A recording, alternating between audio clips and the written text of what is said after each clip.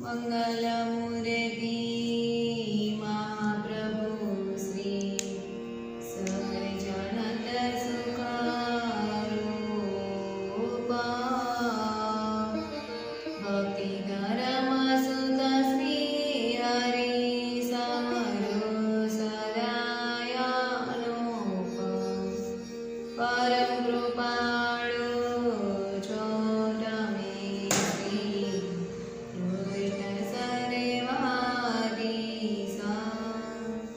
प्रथम तमने प्राणमो नमो warm warm शीसा नमो warm warm शीसा ओम श्री स्वामीनारायणाय नमो नमः श्री पूर्ण पुरुषोत्तमाय श्री गणेशाय श्री सहजानंद स्वामिने नमो जय स्वामीनारायण।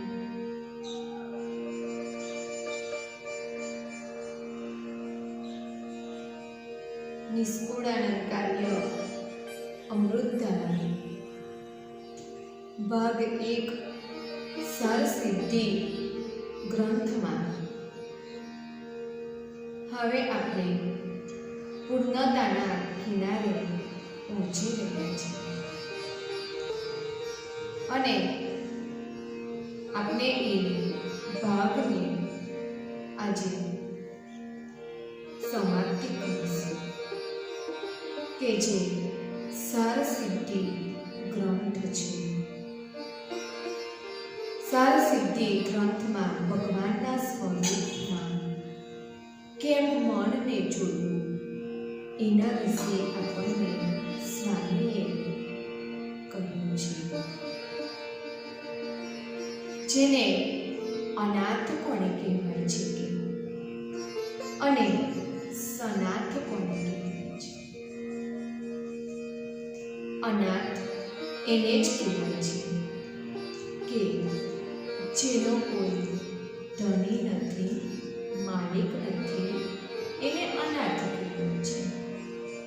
સનાથ તેને કહેવાય છે કે જેના માથે એને છત્ર છે, કે જે અનાથ છે એને માથે કોઈનું છત્ર નથી, એને બીક રહે છે, ભય રહે છે અને જેને માથે છત્ર હોય છે એને કોઈની બીક નથી।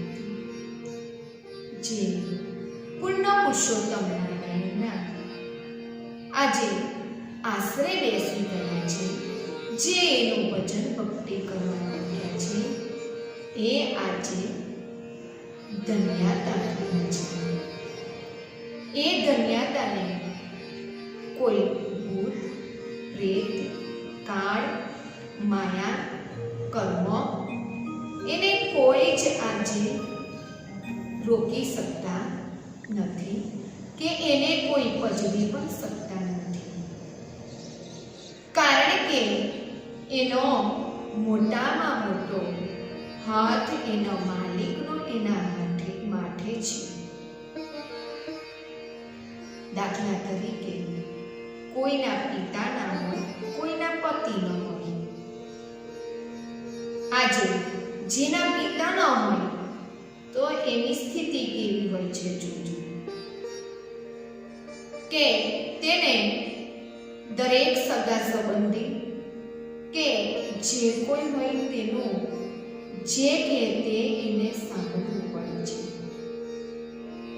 કોઈની સામે કોઈ પણ પ્રકારની દલીલ કરી શકાતી નથી। કોઈનો પતિ ન હોય તો એને વડે મારે કંઈ પણ કે એને એ સહન કરવું પડતું હોય છે, કારણ કે એને માથે કોઈ ધણી જ નથી।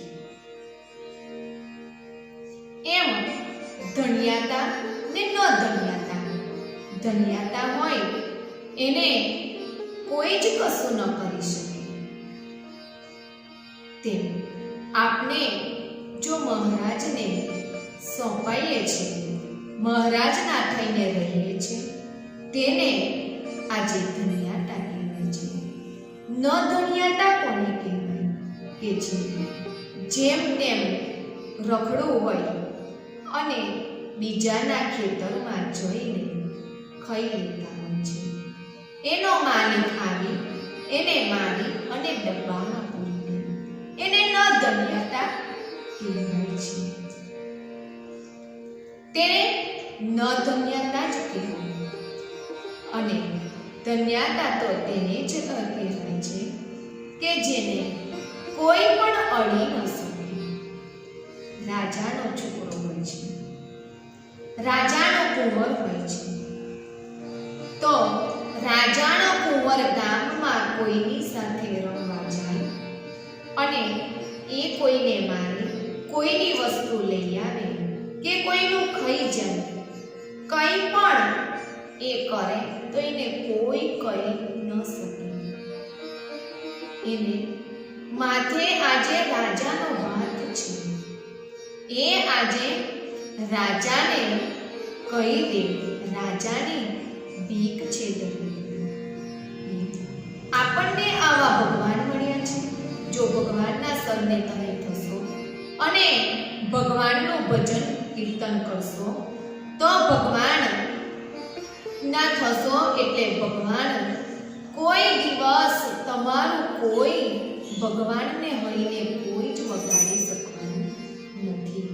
ત્યાં કાળે ન વગાડી શકે, માયા પણ ન વગાડી શકે, ગ્રહ પણ નડી ન શકે, પનોતી પણ નડી ન શકે, તમને કોઈ જ ન નડી શકે.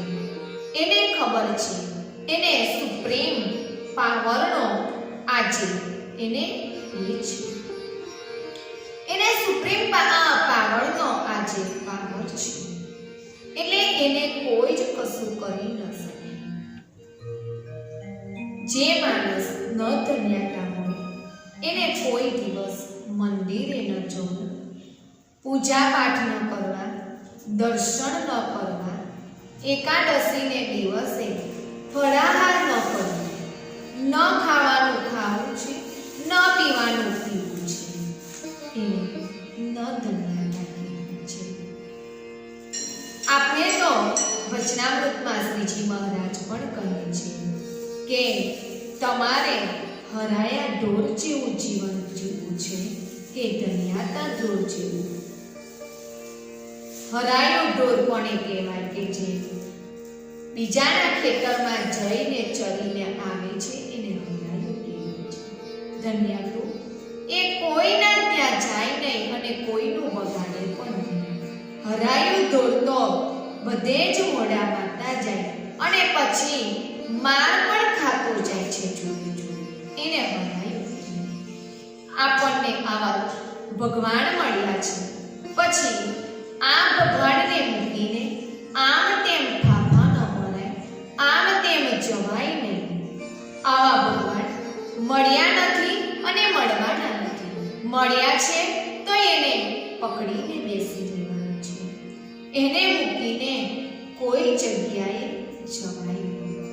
શ્રીજી મહારાજ વચનામૃતમાં પણ આ જ બાબત સમજાવી રહ્યા છે કે તમે કેવા છે ભક્તજનો, કે હરાયા ઢોર જેવા છો કે ધન્યતા જેવા છો. એમ સ્વામી પણ સાર સિદ્ધિ ગ્રંથમાં એ જ આપણને સમજાવી રહ્યા છે કે વૃક્ષને આપણે લીલુંછમ રાખવું હોય તો પાણી રેડવું પડે. પાણી આપીશું સમયે સમયે તો જ વૃક્ષ આજે લીલુંછમ રહેશે. એમ સત્સંગ છે, સત્સંગને ભજન રૂપી પાણીની જરૂર છે. જો સત્સંગને ભજન રૂપી પાણી આપીશું તો જ એ આજે લીલોછમ રહેશે. નહીં તો સત્સંગ પણ સુકાઈ જાય છે. સત્સંગ કરવો એ જ જરૂરી છે. આપણને ભગવાને આવો મનુષ્ય દેહ દુર્લભમાં દુર્લભ મળ્યો છે. મોંઘામાં મોંઘો આ મનુષ્ય દેહ છે. ફરી ફરીને આવો દેહ મળતો નથી. એટલે સત્સંગ કરવો એ આપણા માટે અનિવાર્ય છે. કે આપણે આજે કોઈ પણ પ્રકારનું જ્ઞાન હોય પણ સત્સંગ ન હોય તો જ્ઞાન પણ ટકી શકતું નથી. સત્સંગથી જ જ્ઞાનની વૃદ્ધિ થતી હોય છે. આપણને પૈસાનો મતલબ સમજાય છે અને આપણને પૈસાનો મહિમા સમજાઈ ગયો છે. એટલે જ આપણને કમાણી કરવાની, નોકરી કરવાની મજા આવે છે. પણ સત્સંગમાં આપણને પૈસાનો મહિમા ન સમજાય તો એ નોકરી કરવાની મજા ન આવે. પૈસાનો મહિમા સમજાઈ ગયો છે. એવી જ રીતે આપણને કથાનો, સત્સંગનો જો મહિમા સમજાઈ જશે તો જ આપણને કથા સાંભળવાની મજા આવશે. જ્યાં સુધીને સત્સંગનો મહિમા નથી જાગતો ત્યાં સુધીને કથામાં પણ ઇન્ટરેસ્ટ આવતો નથી. કથા સાંભળવી પણ ગમતી નથી, ઇન્ટરેસ્ટ આવતો નથી. એટલે કે કથામાં જઈએ છે, યાદ રહેવું, કથામાં જઈએ છે, ઊંઘ આવી જાય છે, કથામાં જઈએ છે પણ કંઈ ગમતું નથી. કથા આવે છે તો ત્યારે કંઈકનું કંઈક બીજું એ જ સમયે આપણે કામ લઈને બેસી જતા. પણ જેને સત્સંગનો મહિમા સમજાયો છે એ તો તમારે 10 કામને હું આવીને રાત્રે 12-1 વાગ્યા લગીને ઉજાગરો કરીશ, પણ સમયે સત્સંગ મારે શ્રવણ કરવો છે અને સત્સંગ કરી લેવો. સમયે મારે સત્સંગને આજે સાંભળી લેવો છે. પણ જ્યાં સુધીને સત્સંગનો મહિમા નથી સમજાતો ત્યાં સુધી એ વ્યક્તિ સત્સંગ કરી શકતી નથી. કે એક હરિભગત હતા, આખો દિવસ એ સુથારનું કામ કરે છે. આખો દિવસ તમારે સુથારી કામ કરે છે અને મંદિરમાં સંતો આવ્યા છે, રાત્રે સત્સંગ કરે છે. તો રાત્રે એ સત્સંગ કરવા માટે ત્યાં જાય છે. સત્સંગ કરે છે તો સાંભળતા સાંભળતા ઊંઘ આવી જાય છે. સ્વામી કહે છે, કેમ ઊંઘ આવે છે? તો કે આખો દિવસ સુથારી કામ કરું છું એટલે ઊંઘ આવી જાય છે. સ્વામી કહે છે, તમારી શિખા જે ચૂંટણી છે તે તમે આ ખીટી સાથે દોરડી બાંધીને એને બાંધી દો. તમે એક પગે ઊભા રહી અને માળા કરો એટલે તમને ઊંઘ નહીં આવે. ભગત તો કાયમ આવી રીતે આ પોઝિશનમાં આવી અને ઊભા રહે છે. ત્યારે એમને ઊંઘ આવતી હતી તે બંધ થઈ. સત્સંગનો ખોફ છે તો તે વ્યક્તિ આવી એક પગે ઊભા રહી અને માળા કરી આખો દિવસ કામ કરી ને પણ સત્સંગ કરવા માટે જાય છે. આપને કહીએ સત્સંગમાં આવજો, આજે સભા છે, આજે આપણે કથા વાર્તા રાખી છે, તો કહીએ આખો દિવસ તો ઘરનું કામકાજ કરે છે, છોકરાઓને લેવા જાય છે, મૂકવા જાય છે, આજે એને બનાવે છે, ઘરનું કામ કરે છે, એટલે એને સત્સંગમાં આવવાનો સમય નથી ને સમય છે ત્યારે થાકીને થોડીક વાર નિરાંતે સૂઈ જાય છે. આવું તો આખી જિંદગી ચાલે છે. આખી જિંદગીમાં શિક્ષણ નહીં કરી શકો. સત્સંગનો મહિમા કેટલો, 60,000 વર્ષ તપ કરો ને જે પુણ્ય મળે છે એટલું જ પુણ્ય આપણને 2 ઘડી સત્સંગ કરવાથી મળે છે. 2 ઘડી સત્સંગ એટલે 1 ઘડી 24 મિનિટ, 2 ઘડી એટલે 48 મિનિટ, કલાકમાં 12 મિનિટ પણ ઓછી છે. 60,000 વર્ષનું તપનું પુણ્ય ફળ આપણે કમાવાનું છે. કમાતા આવડશે ને તો જ કમાશે, પણ એને આપણે આવડત ન હોય તો આપણે કંઈ જ ન કમાઈ શકીએ. ધંધામાં કેવું કે છે કે એમાં તમારો અનુભવ જોઈશે, એમાં તમારું કમાવાની આવડત જોઈશે. જો તમારી આવડત હશે ને તો જ તમે ધંધો કરી શકશો. આપણને ભગવાને મનુષ્ય દેહ અને આવી સારી જિંદગી આપી છે, પણ એમાં ભગવાનની ભજન ભક્તિની જે કમાણી છે, સત્સંગની કમાણી છે, એ તો તમને આવડશે તો જ તમે સમયમાંથી સમય કાઢી અને તમે એની ભજન ભક્તિ અને સત્સંગ કરી શકશો. સમય આખે આખો હોતો નથી, એમાંથી તમારે બચાવી અને ભજન ભક્તિ કરવાની છે.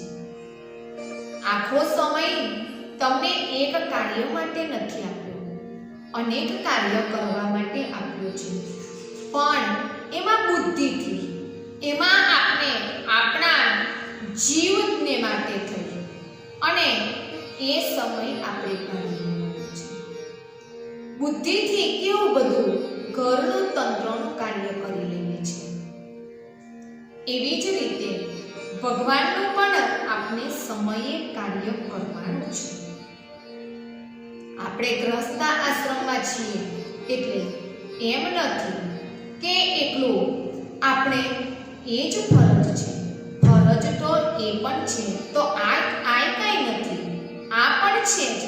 આ આપણે ભગવાનને કોલ દઈને આપીએ છીએ કે હું તમારું ભજન ભક્તિ કરી અને 84 લાખ જન્મનું જે દેવો માટે છે એ ચૂકતું કરીશ, ત્યારે આપણને આ જન્મ મળ્યો છે. શેષ કથાને આપણે આવતીકાલે શ્રવણ કરીશું. સહજાનંદ સ્વામી મહારાજની જય. શ્રી કૃષ્ણ બલદેવ રેવતી માત કી જય. શ્રી હરે કૃષ્ણ મહારાજની જય. શ્રીપતિમ શ્રીધરમ સર્વદેવેશ્વરમ ભક્તિધર્મધ્વજં વાસુદેવમ હરે માધવમ કેશવમ કામદમ કારણમ શ્રી સ્વામિનારાયણમ નીલકંઠમ ભજે. શ્રી સહજાનંદ